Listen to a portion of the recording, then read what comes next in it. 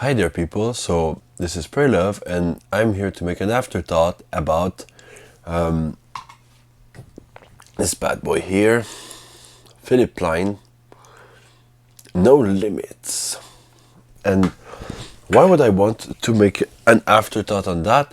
I didn't even wear it that much. I wore it like a couple of times, but not that much.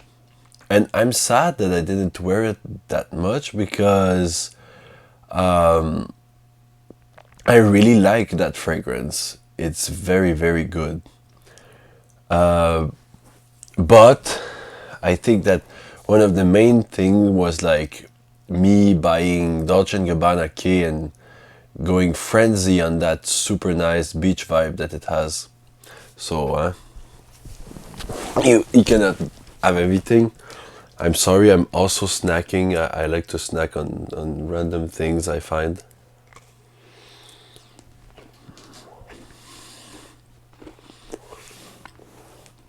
But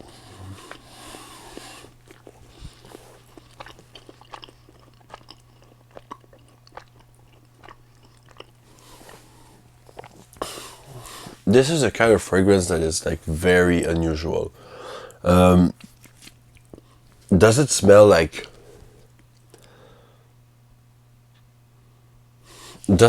anything I've really smelled before?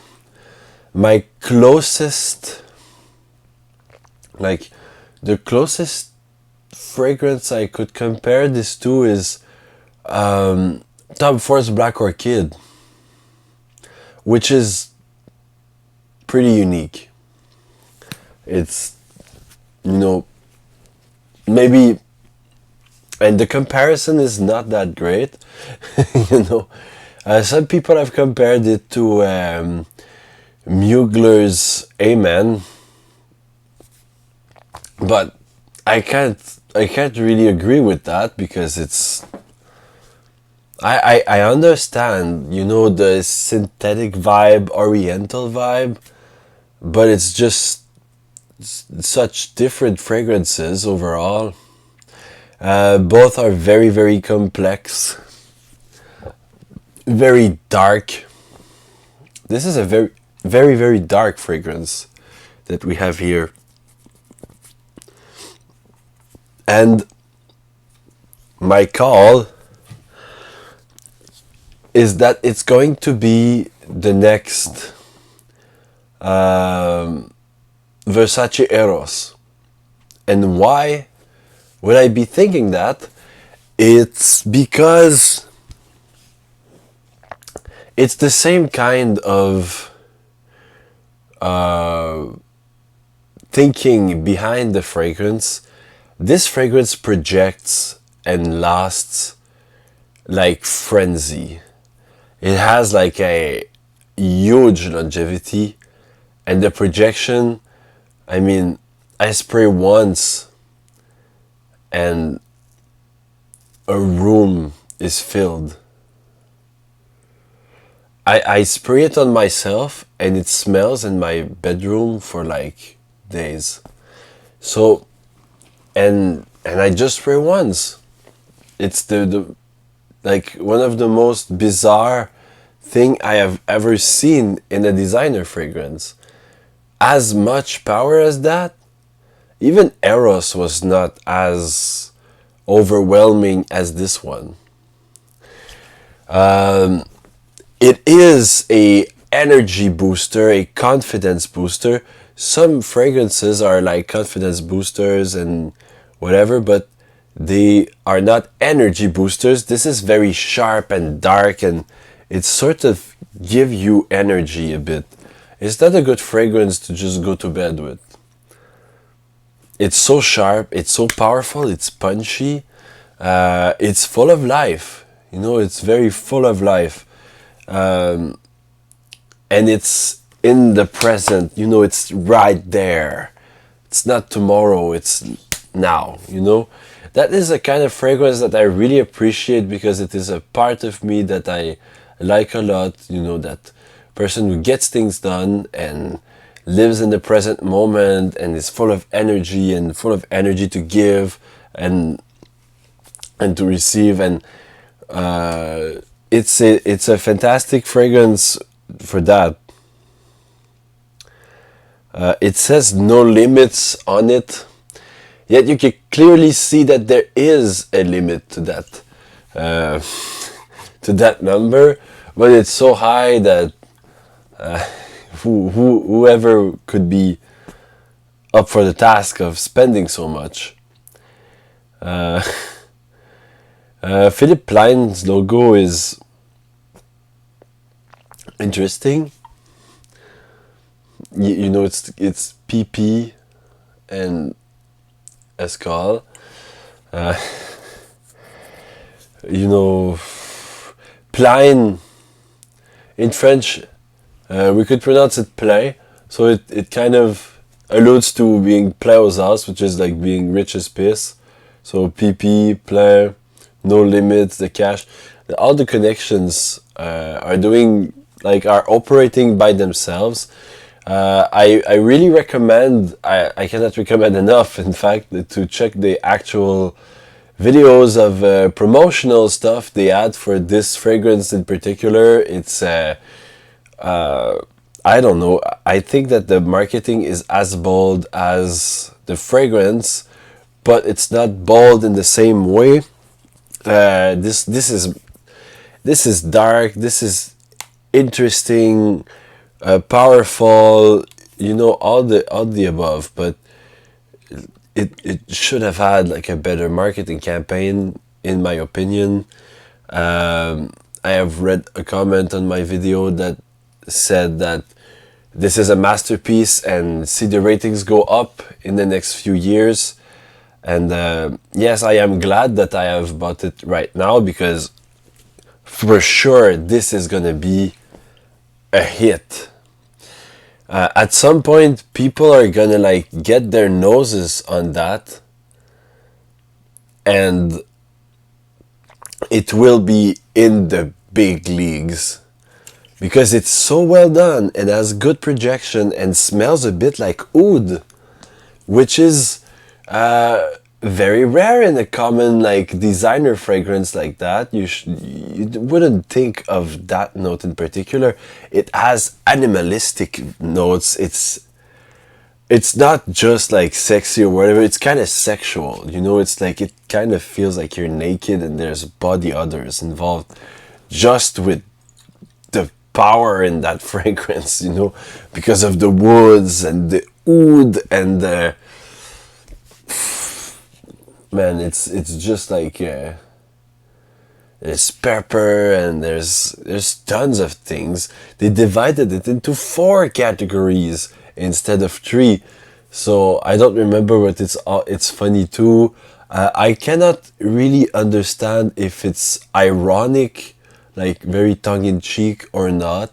I hope it is, because else it's a bit ridiculous.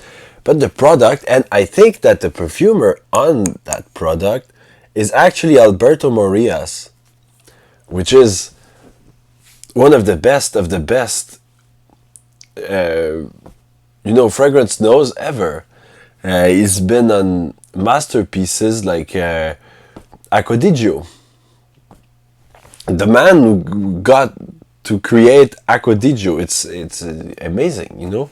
So he's used to making revolutions in fragrances, and he's used to sticking to some formulas and some aspects of formalism.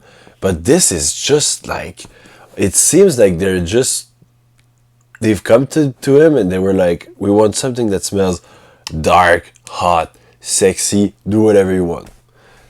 And the guy was like, well, I need that, and they did it, and it smells amazing.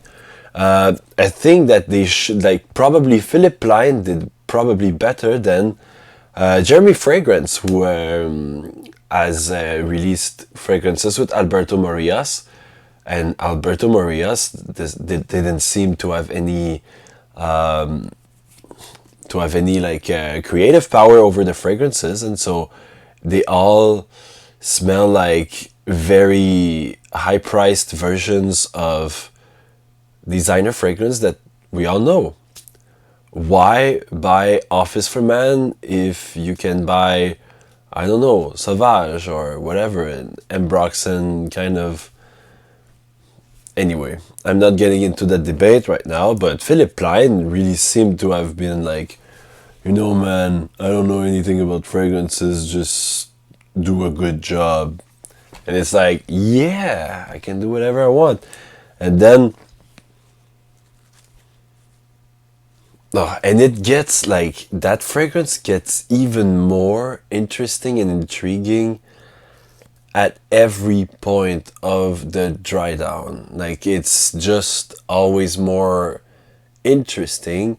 And like, for real, when I tested it in the morning, the next morning I was still having whiffs of it.